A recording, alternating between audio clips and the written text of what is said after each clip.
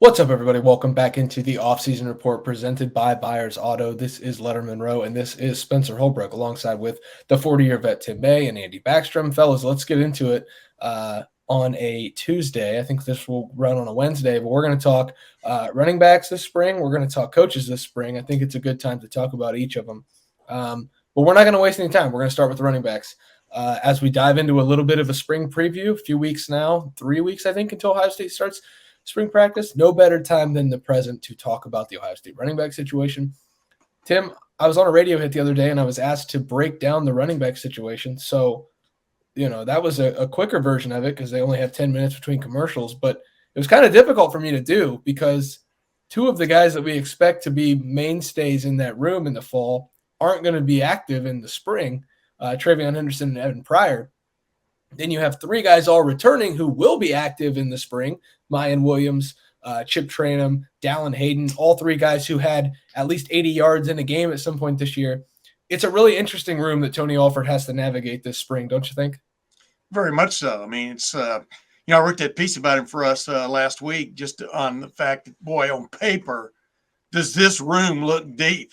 It's as deep as any room in the country from a quality running back situation, and guys who've proven their worth in one form or fashion, like you pointed out. I mean, even Chip Trayanum, he started at running back at Arizona State. Now, obviously, was the emergency fill-in this past year for Ohio State, and then you throw maybe Xavier Johnson in the mix as just a guy who might be ducking in and out of the room, but you're not, like you're pointing out, we're not going to have a clear picture of the running back pecking order.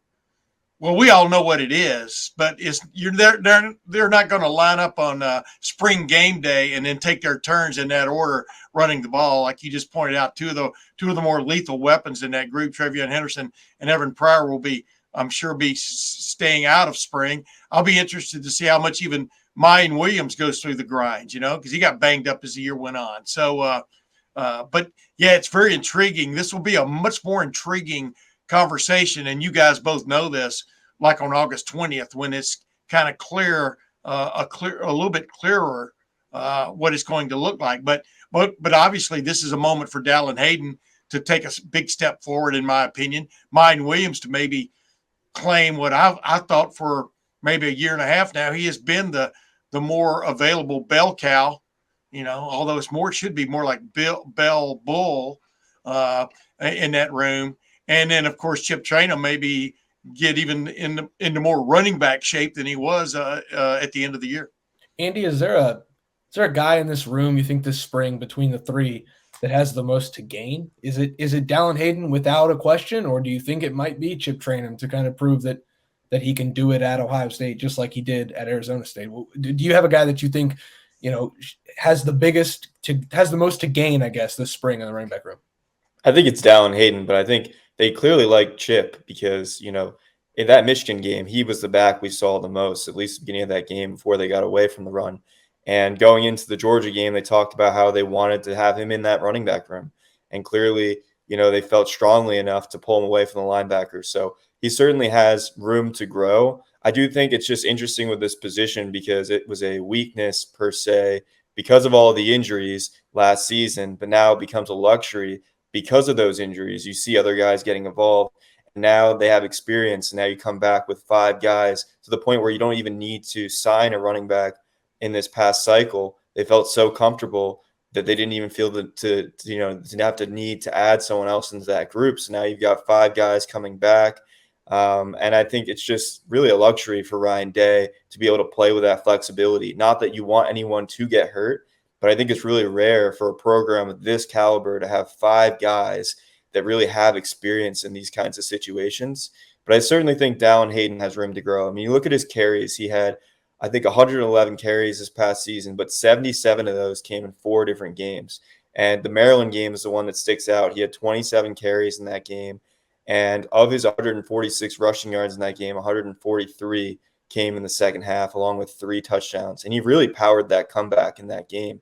I think that was a kind of cry to the whole Ohio State fan base, showing that like he can be a lead back in the Power 5 for a team like Ohio State. Now the question is, when will he get that opportunity? And it certainly doesn't seem like that's going to be in 2023 if everyone stays healthy. Hey, real quick, let me ask you something. Those pictures Megan Gunther was throwing up on the screen there as you're talking, and as I was talking, how did Chip Trainum get dirt on his numbers on his jersey when they were playing on artificial turf there in Ohio Stadium against Michigan?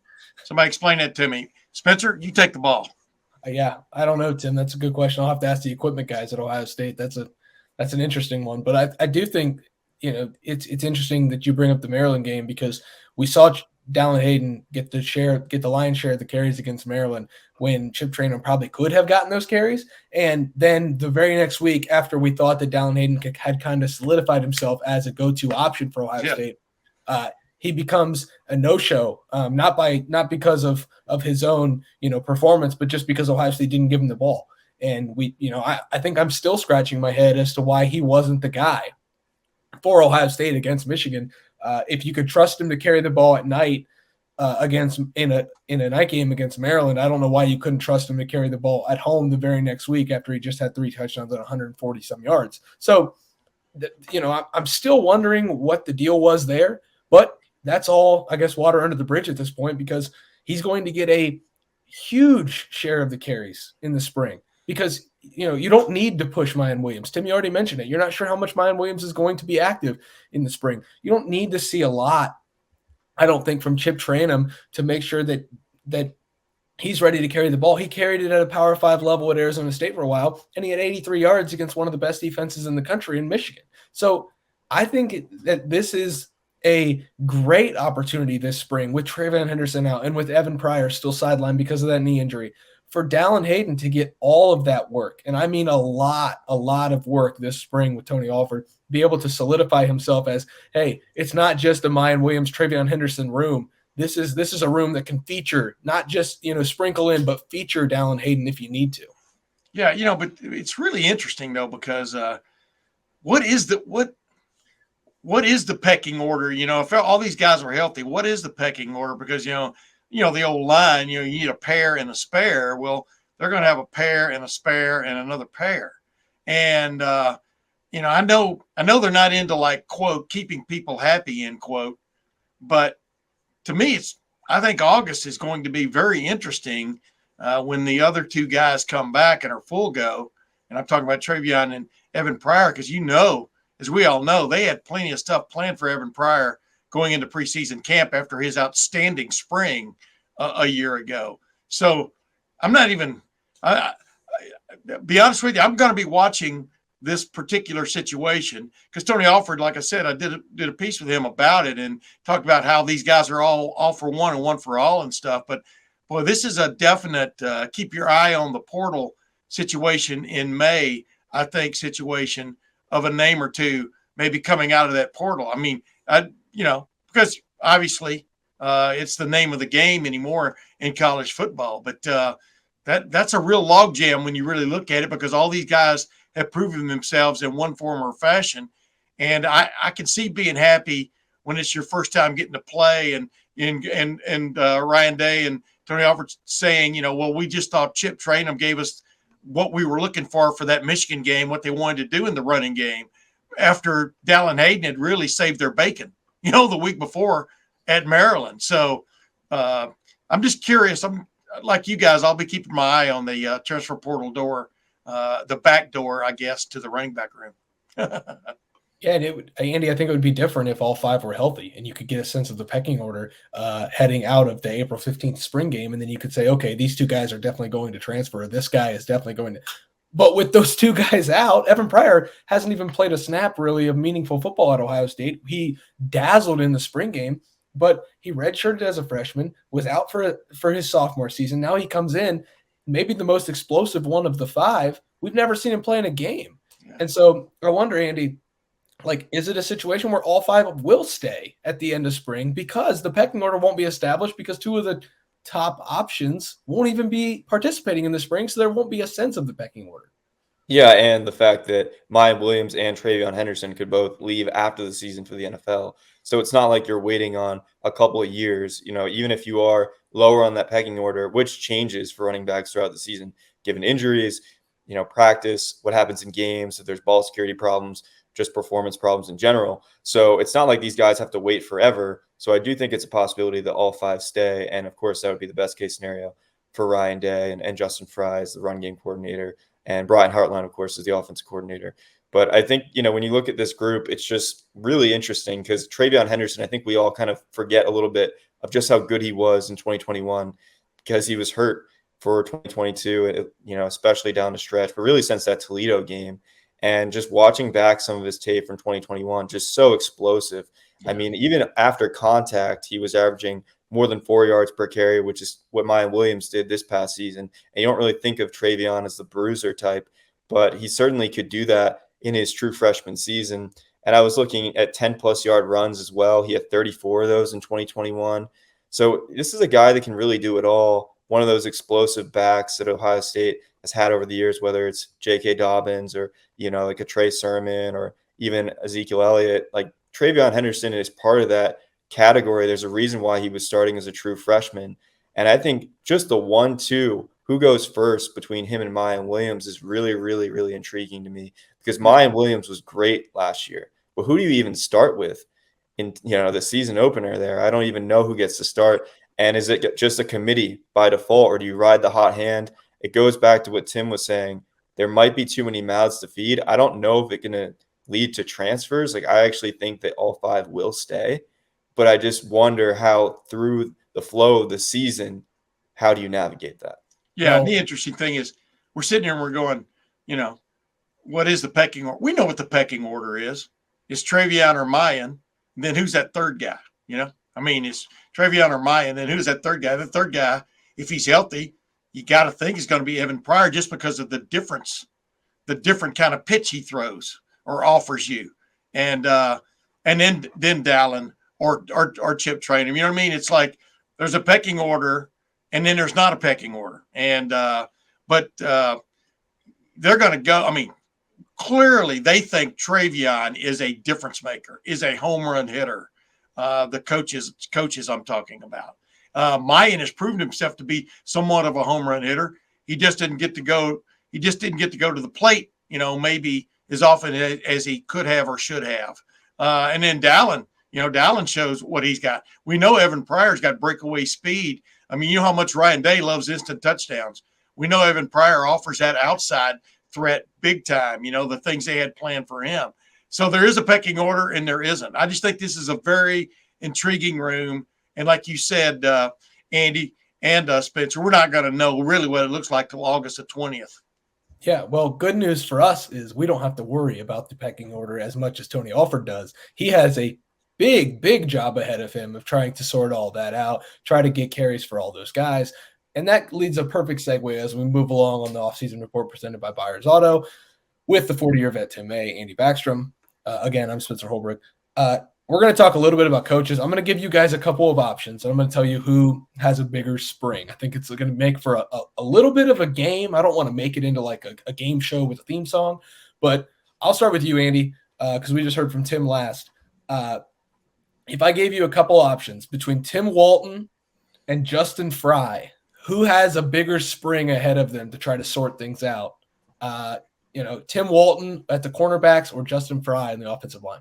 Justin Fry, and I don't think it's close. If you don't have an offensive line, you don't have a team, and you especially don't have an offense.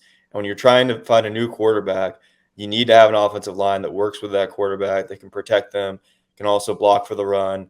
And I think, he comes in his first year, and he inherits so much talent. 3 guys that are off to the NFL draft, and maybe the best tackle tandem in all of college football. And now it's about not inheriting, but developing. And it's really going to be up to him, with this new role too of being the run game coordinator, which I think isn't a huge deal. It goes hand in hand with being the offensive line coach, but it is an added responsibility of helping this offense run and developing guys to the point where you can be sure of at the end of spring, do we need to go to the portal? A lot of that's being honest with yourself as a coach, maybe admitting that I didn't develop guys to the point I needed to, or these guys just aren't ready to start. Maybe we need more help. So I think a lot of it takes self-awareness. A lot of it takes just an understanding of what talent you do have and their strengths and weaknesses. It's going to be a much different year 2 for Justin Fry than year 1. I think it was I'm not saying it was an easy year one, but you come in with a lot of talent there, and now all the eyes are going to be on him. And if that offensive line doesn't work, boy, you're going to have some problems, and there's going to be a big spotlight on him. So it's an opportunity, but it's a big one that he can't let down. Yeah, the last couple of days, I've had stories at lettermenrow.com about Carson Hinsman, about Taygart, Toshbola. We're kind of going through the offensive line room of potential guys who could make a difference. It was kind of strange, Tim, to hear Justin Fry and Ryan Day bring up Carson Hinsman so often. A couple weeks ago when we talked to him, bring up Taygart, Toshbola so often when we talked to him. Kind of eye-opening because there weren't really names that were on the radar as much as some of those, maybe more seasoned guys. But the second-year guys seem to be making a push. That might make it a little easier on Justin Fry, Tim. Well, yeah, but I mean, obviously, and the point is, like Andy's talking about, this is about development. And obviously those guys were working behind the scenes last year really hard. We know offensive line, once you settle on that starting five, it's like the five fingers in a baseball glove, man. You don't go changing them too much. And if anything, you would like to have seen them, just like, I'm always complaining is not the correct term, but I'm always pointing out, I understand why you can't play guys a lot more than maybe Ohio State does, the backups, meaning in some critical situations. Maybe critical is not the right term. Second quarter of games, when games are still in jeopardy and doubt, but not necessarily the critical moments in the third and fourth quarter when something has to get done. But you end up paying the price for that a little bit with a developmental. Now they've got a developmental situation in the early season. Now they've got a perfect schedule to develop before they play Notre Dame, for example, and what you got Indiana, Youngstown State. I can't remember all the exact lineup there, but the bottom line is they've got to bring those guys have to step up. And of course there are guys who are going to be sitting out the spring or they're going to be looking at, not the least of whom is Jacob James, a guy that they think can contribute at that center spot. So they've got a core there to build from, Donovan Jackson and Matt Jones, and then they go from there. And can I jump into the Tim Walton situation? A little bit. I was going to steer you a little closer to Perry Eliano, but if you want to talk about the secondary. I thought he was going to take the one guy, not take the other, like they do on ESPN, even though they don't believe in it. Go ahead, dive right in. No, the only difference is what Andy's talking about is Tim Walton's he's going to have three guys. If my counting is correct, he's going to have three guys who have started games at corner, right? Not the least of whom is the transfer from I'll let you pronounce his name, the transfer from Ole Miss. And but the bottom line is, and of course he's got Denzel Burke back. So I mean, he's got some stuff to work with there. What they've got to get done, what he's got to get done, is maybe change the approach he's taken. I'll just go right into Perry Eliano. Perry Eliano's is replacing two starters, but he's got some guys back. He's got a transfer in the young man from Syracuse. And of course, Josh Proctor says he's coming back. And Josh Proctor started a game or two last year. I don't remember the exact numbers, but then kind of faded from view to a certain extent. He's got the raw material there to get some things done. But like I was talking to him and Tim Walton during that coaches thing, I'm going to write about that later this week, just about, what was the problem there? Players who weren't capable of handling certain situations, being put into certain situations there late in the year that cost Ohio State dearly, or was it maybe from a scheme standpoint or a technique standpoint, some things that needed to be changed? And of course, there was some dancing going on there in the answers, et cetera. Bottom line is they don't really want to change too much of what they were playing defensively this past year, was the gist I got from talking to those two plus Jim Knowles. But something clearly has got to get ironed out on that secondary from the standpoint of not giving up the big plays, which is, parts of what we're talking about. So, you would think giving up the big plays, who's your last line of defense on a defense? It's some safety, you think, right? and they've got three of them on the field all the time. Well, somebody needs to be back there deep, no matter what scheme you're playing. So I would think I would think you're going to see a little bit of experimentation in one form or fashion, whether it's Jihad Carter. I mean, whoever you're going to look at back there. Obviously, Sonny Styles coming in, stepping up basically. Kai Stokes, a guy who kind of got lost in the wash. I thought he really flashed in the spring last year. There's a guy that's really interesting to me. So Perry Eliano is going to have to make some really tough, hard decisions through the spring and in the preseason camp. Couple notes. I'll let you take over, Andy, but a couple notes from me on the secondary. Tim Walton's group had no interceptions last year. I'm trying to find the data still on if any other program didn't have an interception from its cornerbacks. It's not easy information to gather. I think you got to go just program by program and find it out. The Buckeyes had 0 as a cornerback group. So they've obviously got to straighten that out. 4 different players in that room have started games. Jair Brown has 1 start, the game against Wisconsin, along with Jordan Hancock, who was a co-starter, I guess. Denzel Burke. Yeah, I forgot about Jordan Hancock, yeah. And then Davison Ignosin. That's the cornerback room, Andy. But the safety room, I asked Perry Eliano during those coaches meetings, do you guys need to work on cross-training? Because there was a lot of times late in the season where Ohio State was caught where safeties were having to act as corners in the open field, and Cameron Martinez flips his hips the wrong way, or Lathan Ransom falls down because he's a safety, not a corner. There obviously has to be a little bit of that cross-training going on. I think Ohio State's going to focus on that. The secondary in general, and this is why I wanted to talk about the spring coaches, I think these 2 secondary coaches in general, Andy, have a huge task in front of them trying to figure out how to make everything run smoothly in year 2 of their system. Yeah, I mean, clearly that was a big problem in the last 2 games of the season. The reason why Ohio State reset their record for most yards allowed or most yards per play allowed in back-to-back games to end the year. And it was those explosives downfield and the secondary being exposed, but especially the safeties being exposed. And as good at times as Ronnie Hickman was and as good at times as Tanner McAllister was, there were holes in that back end. And now those 2 are gone.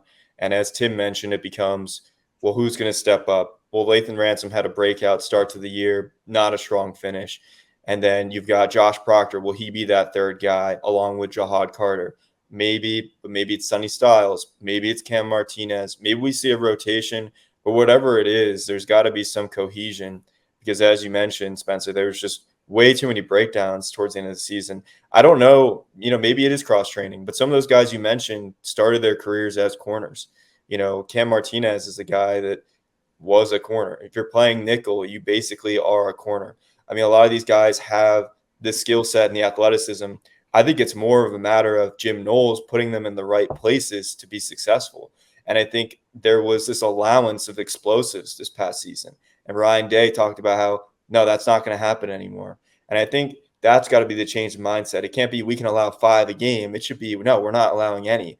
And I change of where those guys are placed on the field for certain plays. So maybe it's not a matter of their athleticism. Maybe it's just a matter of the scheme and honestly just being in the wrong positions at the wrong times. Yeah. And then Spencer, I want to pose a question to you, talking about these coaches and the coaching staff. How fair is it to evaluate a guy like Corey Dennis for this coming season? I know Ryan Day is pretty much the de facto quarterback coach with his experience at the position, obviously being the head man. But given how important this position is going to be and this competition, how can we evaluate Corey Dennis this year? Yeah, I don't know how you really do that. And I think that's why I kind of, not that I, was afraid to bring up that, but the fact that it's a joint effort between Corey Dennis and Ryan Day. And now you add in Ryan Day's not the offensive coordinator because Brian Hartline is, and you're losing Kevin Wilson, who has experience choosing a quarterback. It's such a group effort with that quarterback spot that how do you evaluate Ryan Day on it? How do you evaluate Brian Hartline his first year trying to choose a quarterback as the offensive coordinator? Well, I think all 3 of them share that. And so I don't think you evaluate Corey Dennis in anything he does as an individual because Ryan Day has his hand in that quarterback cookie jar, because Brian Hartline has a say in what they do in the passing game, because if they're going to do quarterback run, then Justin Fry and Tony Alford have to be involved because they're part of the running game. And so that offensive side, I think, it's a little easier on defense. Tim Walton, you're with cornerbacks. Perry Eliano, you're with safeties. You all report to Jim Knowles, but this is what you do. That offense, though, I kind of lump all those guys in together, maybe except for the offensive line, because Justin Fry has such a grasp on what they're doing. But the rest of those guys, I think it's such a group effort that I think it's hard to evaluate. Corey Dennis, Tim, do you agree? Yeah. We'll evaluate that about middle of the season, about whether they brought along a new starter at quarterback, just like everybody wanted to bench C.J. Stroud after his first half as a starter at Minnesota. People, come on, get it. You got to be better than that, people. But these guys first-year starters are going to make mistakes. They're going to make whoever ends up with the job is going to make some mistakes. They're not going to be as bold with them to begin with as they would be maybe at the end of the year or maybe even next year, as a second-year starter. And I know everybody says they know that, but then people get impatient. I'm talking about fans, even the media, et cetera, maybe even coaches sometimes get impatient with the fact that, as much as this Cal McCord has been in the program now going on his third season, he's going to make some mistakes as a starter. He's going to be bold where he shouldn't have been. He's going to be timid where he shouldn't have been. And then he's going to get the mix going. Or is it going to be Devin Brown? And of course, where I give him some kudos here, though, I think Tristan Gebbia was a big pickup. And no matter how you lure him to a certain extent. Your coaches have to lure him, meaning Corey Dennis, because there's a capable guy who started in Power 5 football, who is basically your third string quarterback. And, he might not admit it, but I think he's probably happy in that role because he wants to be a coach down the road, not necessarily the next Tom Brady. And then, of course, Lincoln Keno's will be coming in the summer, the guy they signed. But Tristan Gebbia, the transfer from Oregon State, I think gives them a little bit of a security blanket, if that's the right term, in that room. And also an older guy. Heck, he's almost as old as Keenan Bailey. Not really, but you know where I'm going with that. Like Corey Dennis said, he's almost – it's really funny, the lack of age difference there. But the bottom line is I think getting him was a major get. So that's a little bit of you're not going to get a guy who wants to be a starter to come into Ohio State this year with Cal McCord having paid his dues, Devin Brown having been considered one of the top quarterbacks in the group coming in 2022 nationally. So I thought that was a little bit of savvy shown by the coaching staff being able to lure him. So I'm already giving them a little bit of a foot in the door of having a pretty good year. But like you said, and Andy talked about too, the fact you've got Ryan Day sitting there roaming now instead of necessarily running the offense is going to give him a lot more time to roam, knock on the quarterback door, go and sit down, and talk. I mean, if you follow my drift. And I think that's going to be as big a deal as anything else, I think, in the spring and in preseason camp and through the summer, is having Ryan Day as sort of a wild card coach wherever he wants to go. I would think, considering the quarterback is so huge, and I know that's an understatement, and what you do offensively, no matter where you're playing your game, I would think he's going to spend a lot of time in that realm. Yeah, and it's a big spring for Ryan Day because of the new roaming and because he's replacing his quarterback. It's a big spring at Ohio State in general. This is a pivotal season, 2023. Can't understate how important the 2023 year is for the Ryan Day era, the Ryan Day tenure, and the Ohio State football program as a whole. As the college football landscape begins to change starting in 2024 with the new playoff, the new Big Ten, Michigan asserting itself as one of the powers of the league. A lot to get to in spring, a lot covered here on the offseason report presented by Buyers Auto at Lettermen Row with the 40-year vet Tim May, with Andy Backstrom. I am just Spencer Holbrook, Megan Gunther behind the camera. Thank you so much for helping us producing the show. Fellas, full coverage at lettermenrow.com the entire month of February, in through spring practice, all the way to the spring game, through the summer, all the way up to the season. Get it all for $30 until August 31st. That is a hell of a deal, if I do say so myself. Thanks for joining me, fellas. Thanks for joining us. If you're watching out there, come join us in the Letterman Lounge. That $30 gets you full access to the message board. Come hang out, come chat, come ask questions. We're always there hanging out, Andy and I. Tim got his podcast. Don't miss a single episode, The Tim May Show, every Tuesday morning. But again, for Tim, for Andy, I'm just Spencer Holbrook. Thanks for watching. Thanks for listening. We will see you guys back soon for another off-season report presented by Buyers Auto.